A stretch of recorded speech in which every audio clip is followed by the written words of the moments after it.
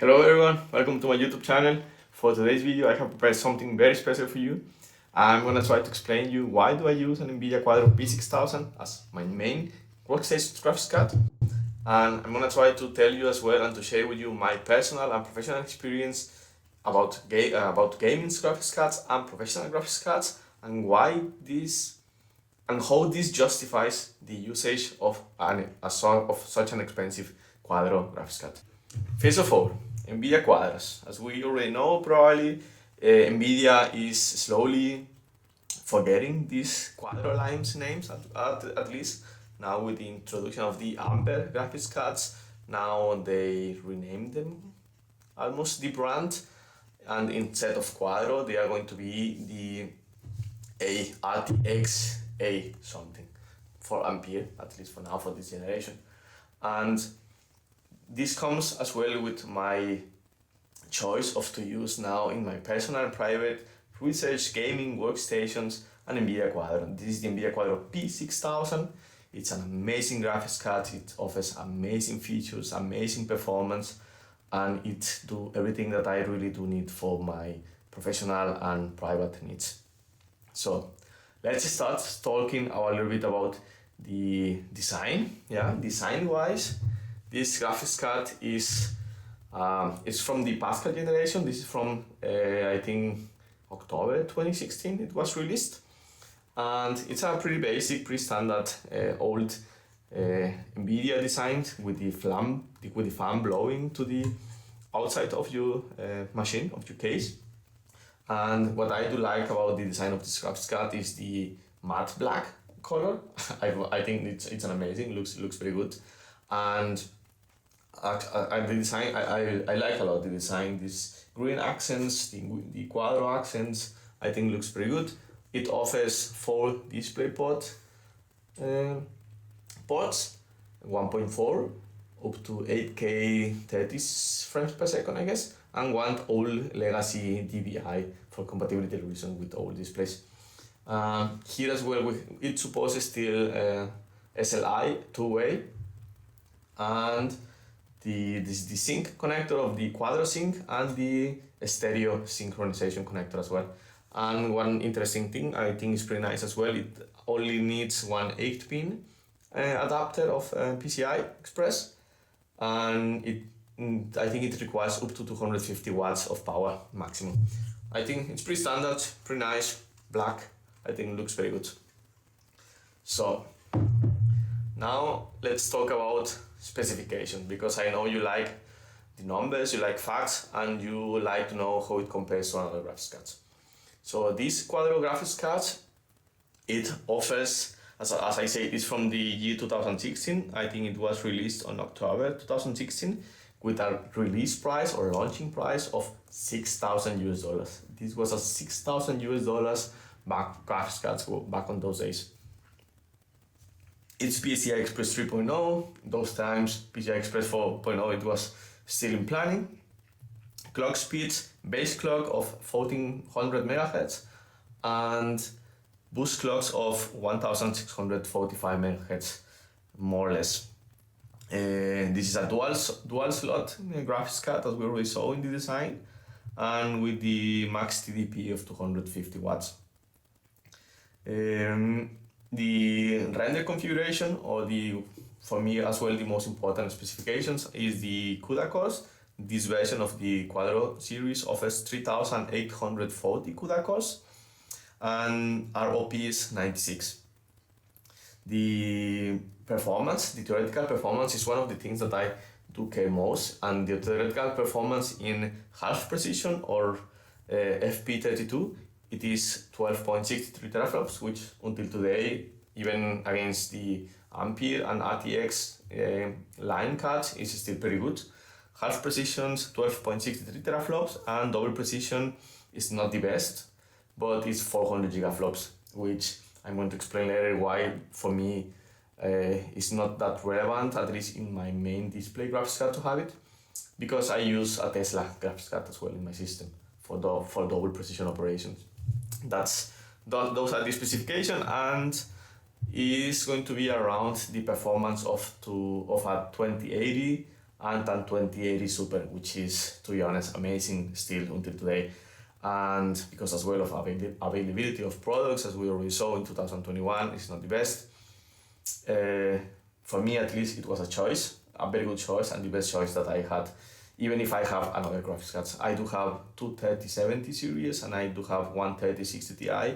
But these cards I use only for other projects, and I do not really use them for my main workstation. This Quadro P6000 is the one that I use every day in my workstation, which I do everything most of my job is being made by my Quadro P6000. So let's talk about now, Jorge, why do you use a Quadro P6000? Why the justification, why the Quadro P6000? Why such an expensive graphics card? Why do you use this? And I think that's the question since almost probably 10 years. Why do we use Quadro graphics cards? When do we use gaming graphics cards? When do we use Radeon graphics cards? And it's always about your needs. It's always about what is your purpose as a person, as a professional, and if these graphics cards allow you to do your job in a better way. For me, the main application that I use almost every day are 3D modeling software like CATIA, SolidWorks, Inventor, and simulation software like this. I do a lot of things with this software like ANSYS and Abacus. I also do work with MATLAB, with RobotDK for robotic simulations, with Python, CUDA, Python now, it's the newest release of as well, Python and CUDA as well, and deep learning projects, I try to carry them as well as much as I have time. But my main applications are 3D modeling applications, and because now I am starting this small YouTube channel, I do as well video editing, and I do DaVinci. I do use DaVinci Resolve. I used to use before Premiere Pro, but now I only use DaVinci Resolve. I use Photoshop as well, very intensive when I need to make some images or edit some images.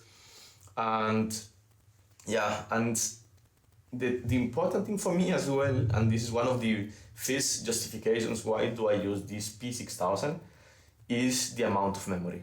This Quadro P6000 offers 24 gigabytes of GDDR5X memory. And maybe you think, Jorge, but the 3090 offers you the same and is much newer and is much better and is much faster. Yeah, maybe, but I need as well the features of the Quadro Alliance graphics cards.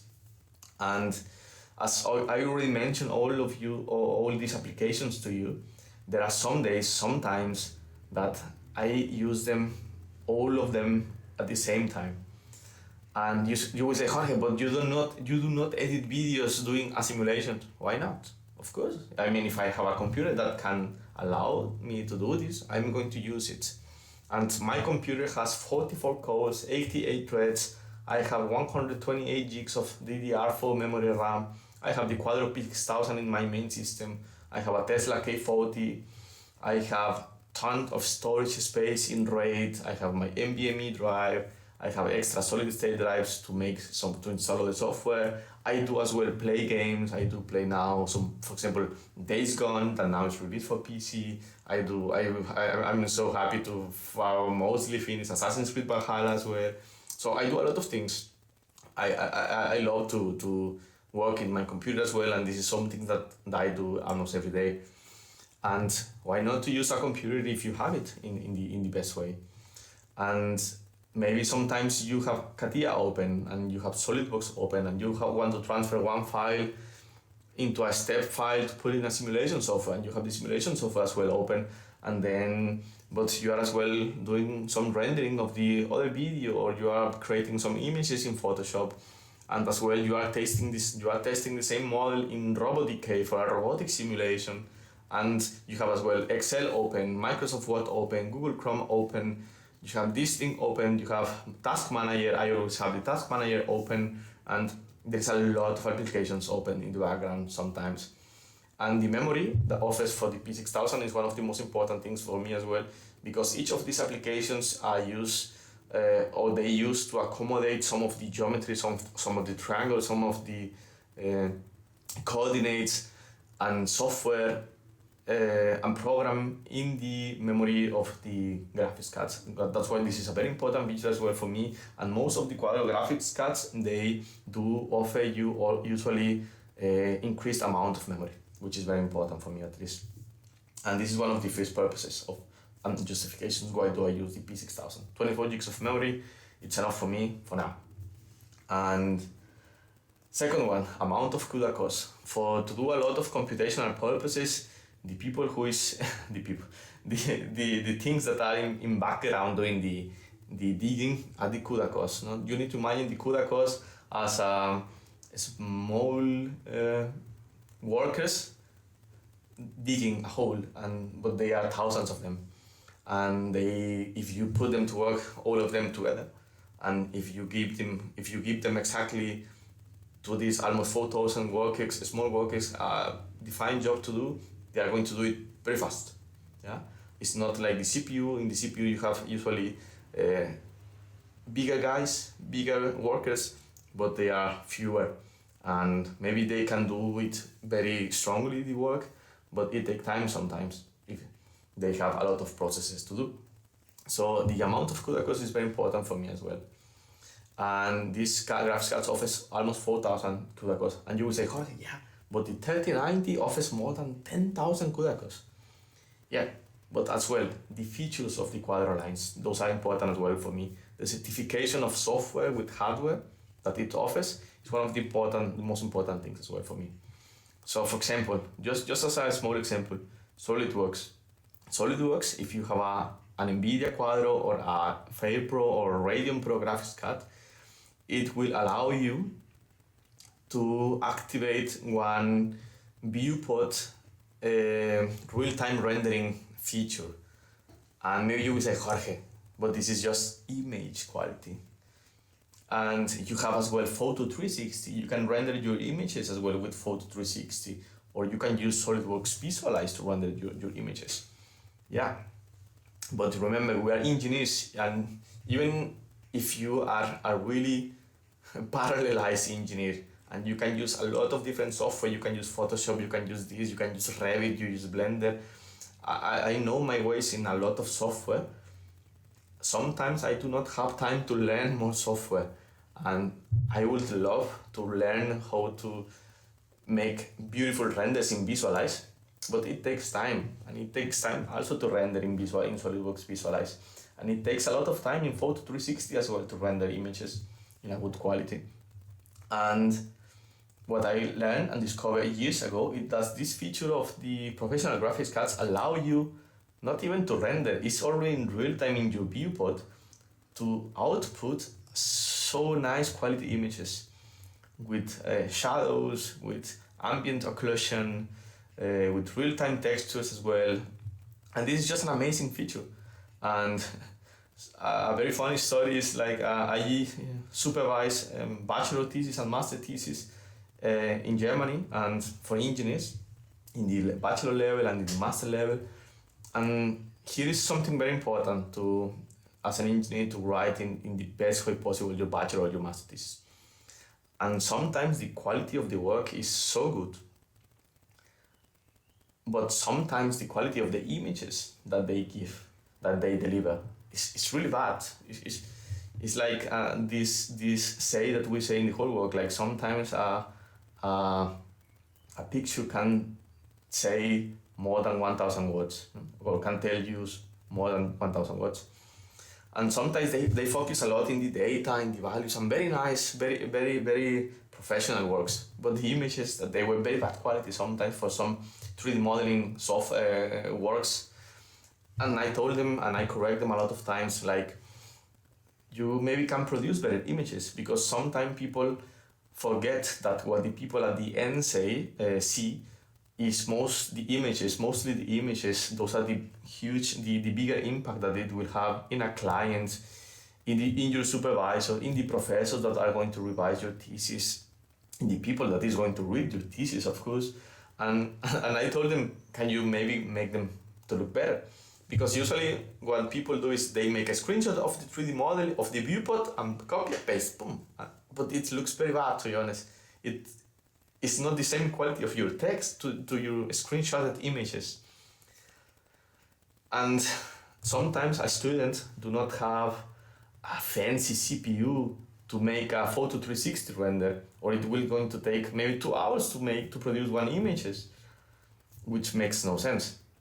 Or if you say, Jorge, yeah, then GPU with SolidWorks Visualize.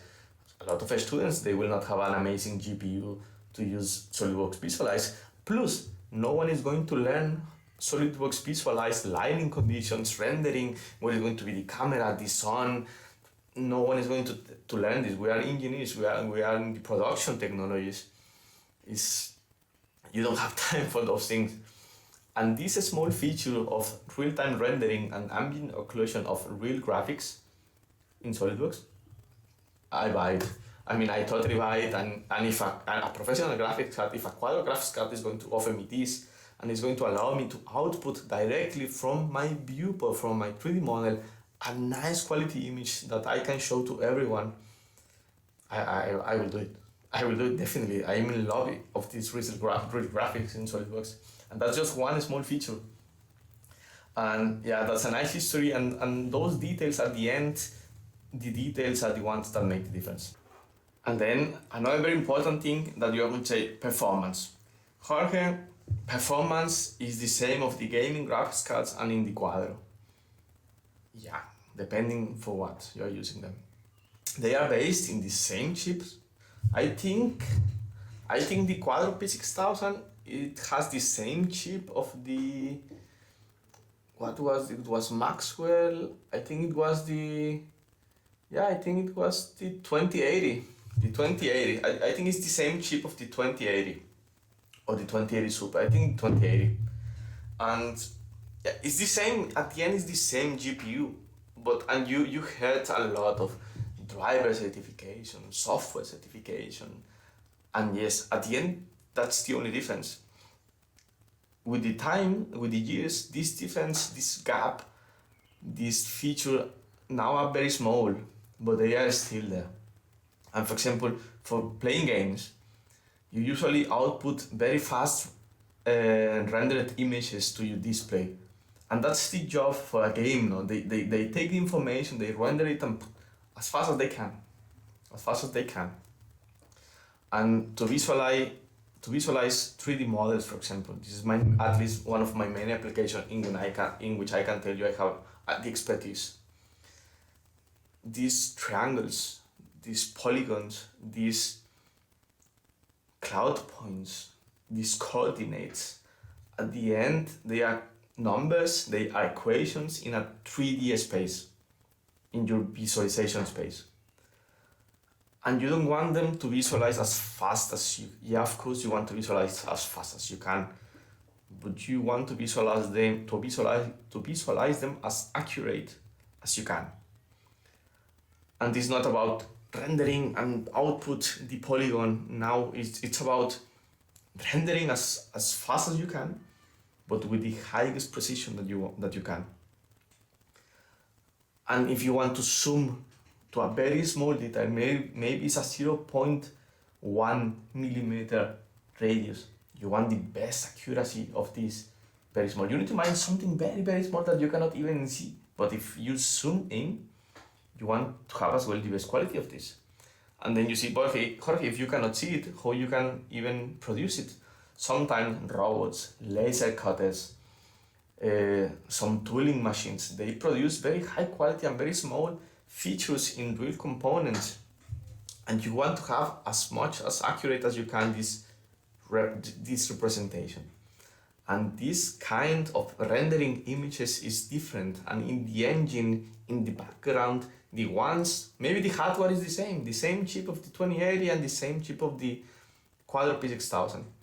But at the end, these drivers, what you always heard, is the one that makes the difference. How do you take the same hardware and use it with a different software?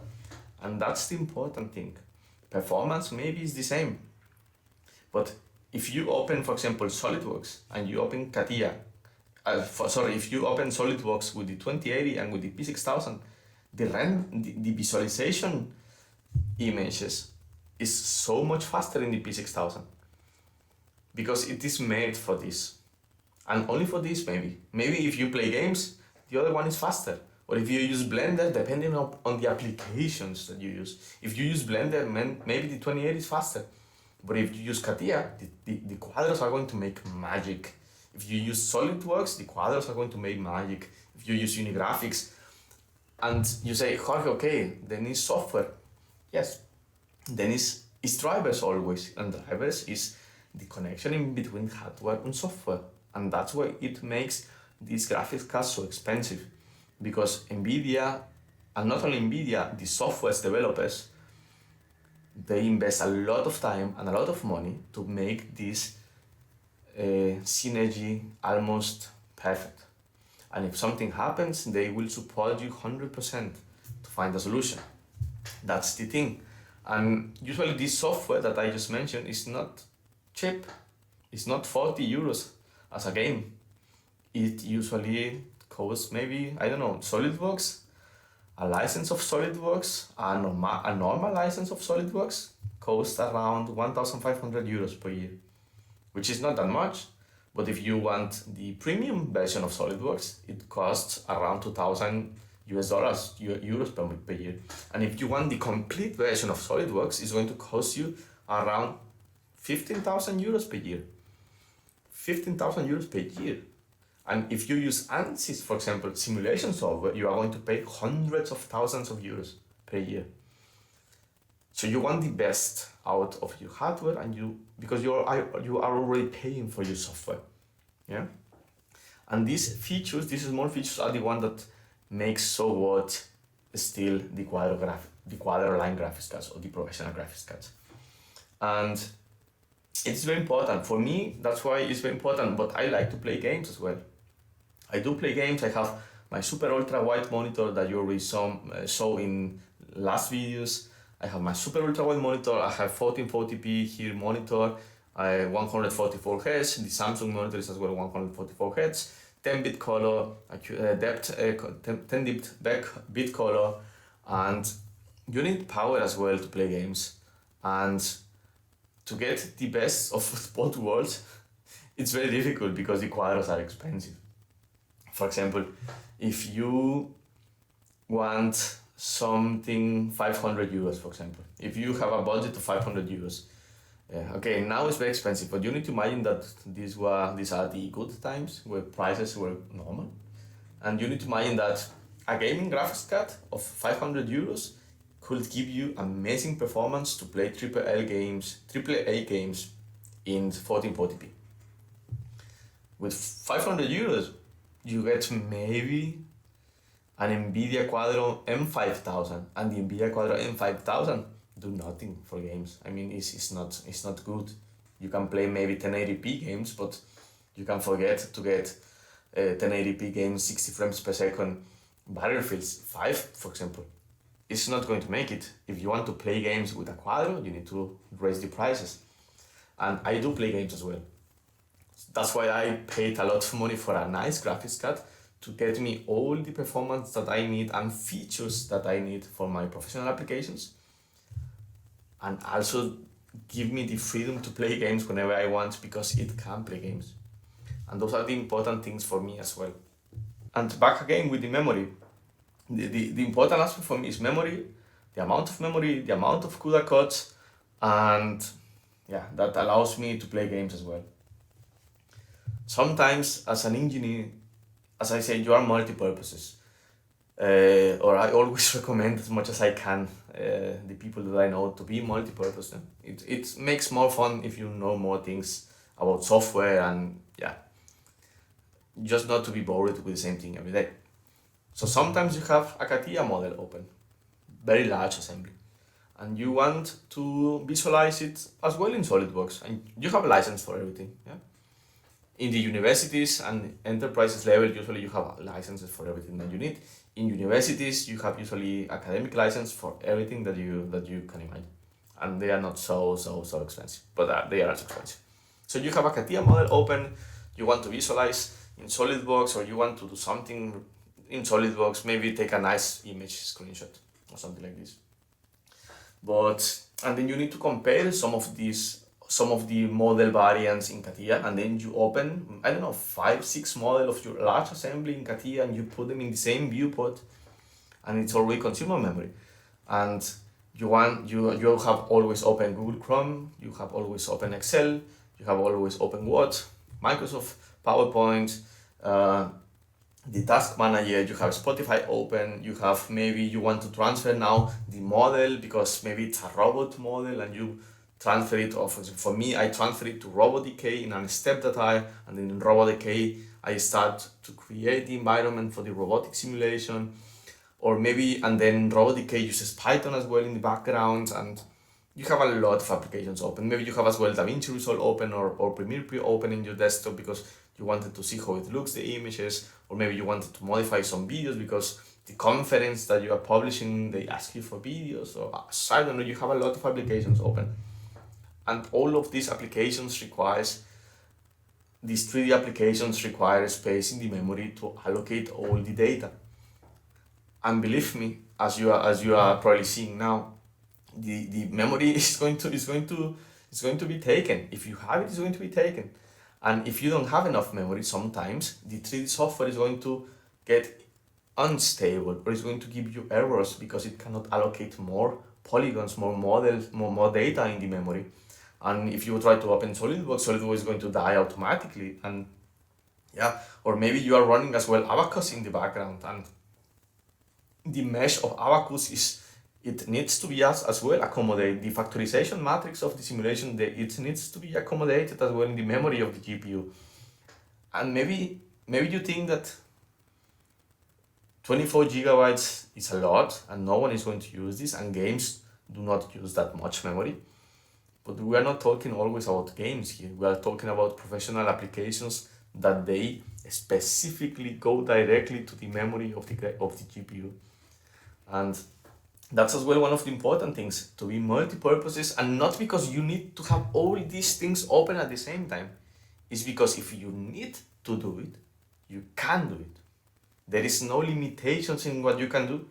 And that's why maybe I think I took this from a commercial maybe 12 years ago, where the limit is only really your imagination. It was from Dell, I think, from Dell like 10 years ago.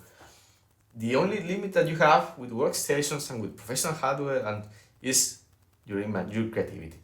And if you want to do something, if you want to open another model, if you want to open this, you can do it. And that's very important for me. And this stability of my applications, that's the most important thing. And you will see as well now what do I mean with instability. If I try to open a lot of things, software is going to start to not respond as they should be. And that's something that I cannot tolerate. That's something that you as a professional, as a user, you will not tolerate these kind of things. And that's why as well my main justification of to use a Quadro and the Quadro P6000, it offers a lot of memory, very good gaming performance. Maybe the double precision performance is not the best, but as I said, in my system, together with this P6000, I have a Tesla K40, which takes care of double precision operations. When I need to do double precision operation, I specifically tell my software, you go to this hardware, and then they use the Tesla as a double precision operator, which is as well things that you learn with the time to do it and to use in the best way your hardware. And this is as far my history of the Quadro graphics card. And as I said, I do play a lot of games. Don't think that you are only doing these things. No, I do play games. As I said, I am so excited to play Days Gone now, and it's a AAA games. The textures are redone from Sony, and I like to play games. I like to play as well some things like XCOM, FIFA sometimes, Battlefield sometimes, and I want to play as well in a good quality. That's why I chose the P6000, because it gives me the best thing for my monitors, because I do not use 4K 144Hz monitors. I use nice monitors, but not super special in order to need a 3090 or something like that. Not yet. Maybe stay tuned if you want to see my newest graphics card that is going to be here maybe in 1 month or something. I'm very excited. And yeah, I think that's the best thing. You need to choose for your monitor, for your applications, for what you do as a hobby as well, the best thing for you. And for me, it's the Quadro P6000 because I do not want to have limitations and because I like the features that it offers. I like the features that the Quadro line offers. And that for me is at the end the most important thing. As I said, the details and the ability to allow you to do your job without obstacles. So thank you for watching. Please let me know in the comments if you have some specific software that you would like my opinion about the software and Quadro graphics cards or professional graphics cards, and maybe I can help you. Maybe I can help you with other things. And if you want to know more about this kind of graphics card, please like to the channel. Maybe you get subscribed if you are interested on what comes in the futures. And I'm as well so excited because this is my first video in my basement that we are renovating for my mini research studio / YouTube production studio. And I'm so excited for this. So thank you very much for watching. I hope you learn a lot on this video. I hope you get something with you, and see you in the next video.